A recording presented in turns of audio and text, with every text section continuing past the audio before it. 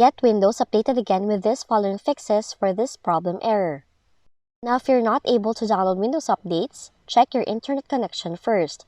Chances are that a slow or unstable internet connection is causing the error. Additionally, a simple restart can also fix minor computer issues. Now, this also may help if you experience system instability or you can frequently encounter this error.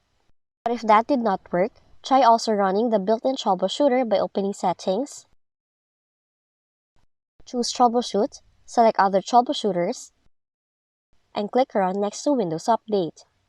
Now, when the process is done, the troubleshooter will present you with any solutions it finds. Clear the software distribution folder. To get started, open Command Prompt with Administrative Privileges. Run the following commands one by one, then press Enter. Now, this will halt the Windows Update service and the Background Intelligence Transfer service. Then after doing that, open File Explorer, navigate to this path, and delete the files within it.